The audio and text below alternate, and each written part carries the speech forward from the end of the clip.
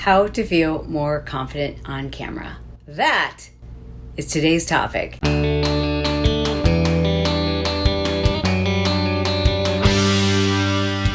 I'm Chalene Johnson. I'm a New York Times bestselling author.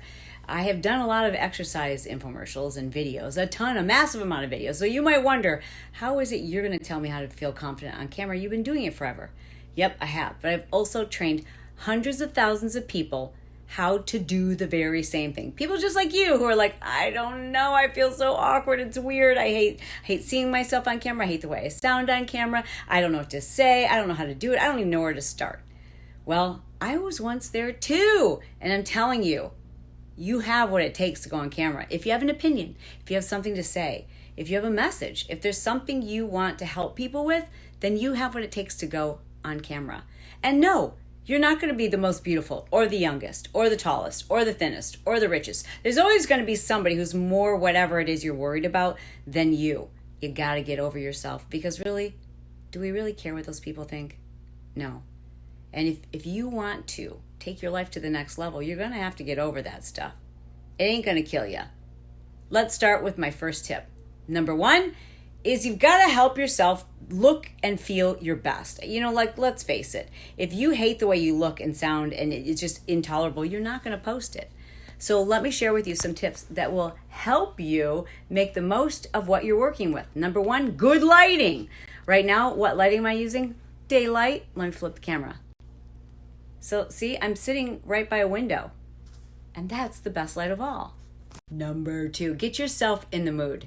For me personally, I either watch comedy or I listen to a comedy podcast or I play like my pump up playlist. Then I get out of my own head. I stop overthinking things. I get in a really good mood. It makes me less serious. It makes me feel excited and less self-confident. So get yourself in the right mood by setting the tone, like playing music, maybe spending some time chatting with a friend. Like, that's a really good idea too, because when you're on camera, it shouldn't feel like you're reading from a teleprompter. It should feel very conversational. So, do whatever you need to do to get yourself in the right frame of mind. And that's a friggin' train going by. And these kinds of things are gonna happen when you're filming, and you just roll with it. All right, the train is gone. Tip number 3. Talk to one person. Now, this is some advice that I got when I filmed my first fitness video. My friend at the time had done like a ton of them, and I'm like, why do I feel so awkward? I feel so weird. I feel so phony. I feel so fake. I feel so dumb, like talking to a camera. And he suggested, he's like, okay, well, think of the one person. Like, think of, like, literally come up with the name of someone who you are creating this video for. And try to pick someone who is like your biggest fan, someone who you are totally yourself around them, you love them, you also like to take care of them, and you like to make them feel good. He said, now take their picture, like literally get their picture and tape it below the camera. And I did that. I literally did that. And it made a huge difference, because then instead of going on camera and thinking about like all the hundreds of thousands, millions of people who are gonna watch your video, they might.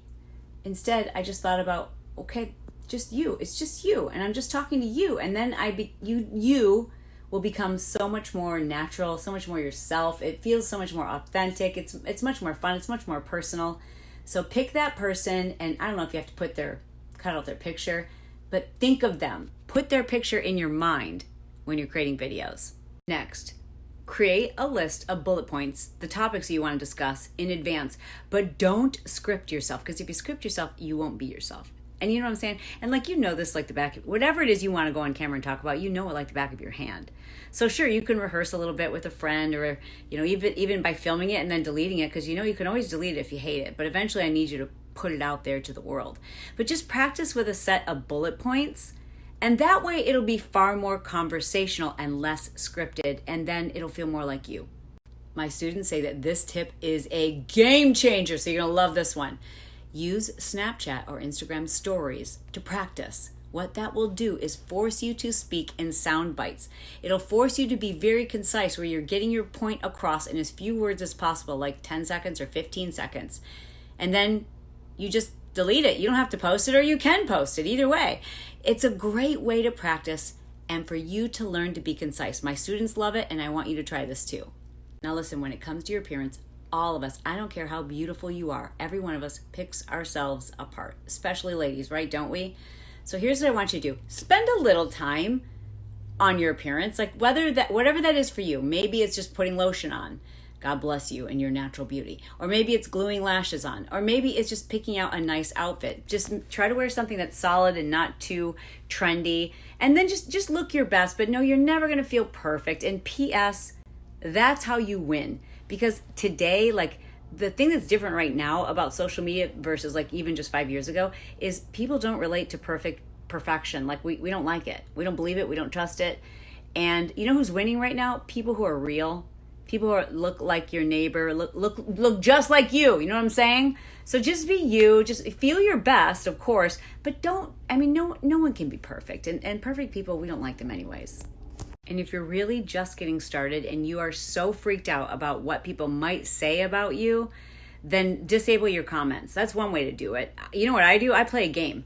I wait for someone to make a negative comment, and then I can't wait to come back with a chippy little comeback like, oh yeah? I'm old? Your mom's old. That's a stupid jacket. Oh yeah, you're stupid. Like, so try me. Actually, don't. I mean, I don't like them either, but I do have fun with them. So I'm like, if I see a nasty comment, I'm like, okay, oh, wrong day, wrong girl. And I just have fun with it. But you can always turn off comments. Bottom line is this: who cares what other people think, right? Those are the people who aren't going live anyways. And you know what's happening to their dream? Nothing. You know what's happening to their life? Nothing. Nothing's going to change for those people because all they do is spend the majority of their day looking for things to pick other people apart because they don't feel good about themselves. So ignore those people and get your message out. By the way, a great place to do this is on Instagram. And if you haven't quite figured out how to use Instagram or how to grow your Instagram, below this video, I have placed a link.